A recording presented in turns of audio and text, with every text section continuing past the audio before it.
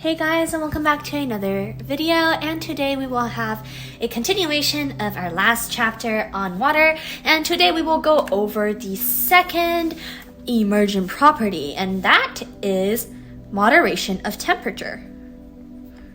Moderation, spelled like this, of temperature, and I'll shorthand it like that, okay?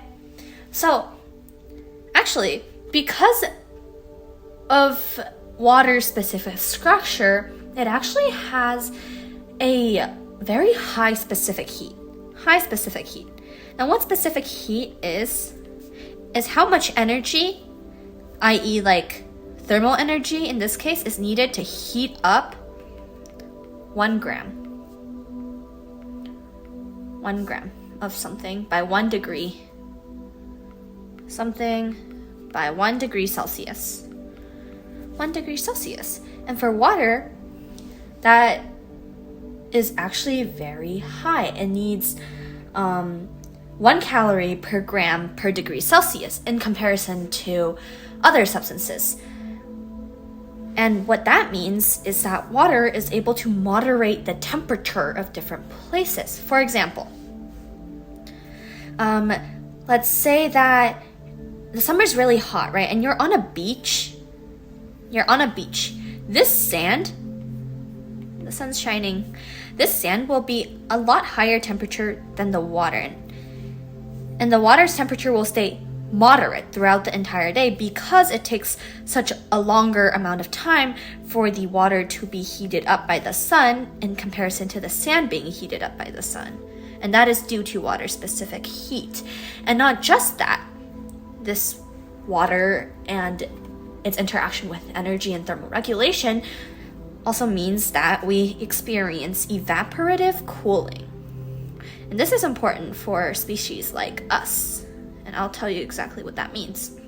So you know when you sweat you feel cooler when you sweat, right? In the summer day. That is because you're experiencing evaporative cooling. So in basic words, it's just sweating.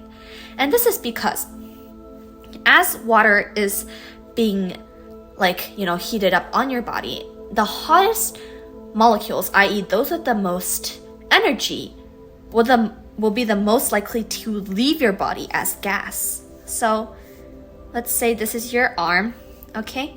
And you're sweating. And sun coming down. The molecules in your arm, on your arm, the water molecules are moving. They're moving like this.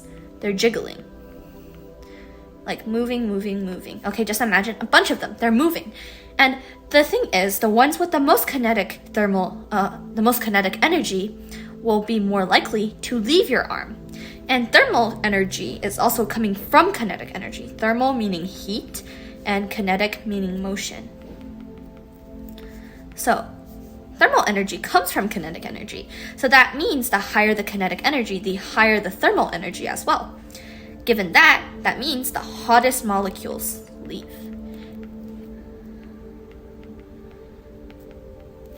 And so, evaporative cooling. You'll feel cooler when molecules evaporate.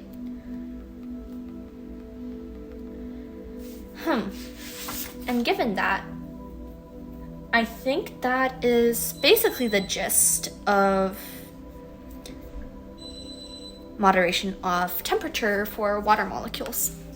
And I know this isn't that detailed, but this is really good to know. These are the emergent properties, and we'll go over how structure allows ice to float and specific density stuff tomorrow. And then after that, we'll probably go into a little bit more of chemistry in accordance with water, and then we'll have a new unit. Oh, no, we'll probably go over pH too, but pH is part of water itself, so we'll take a look at that. We'll probably then go into carbons. So that's that, and thank you guys for listening. See you tomorrow.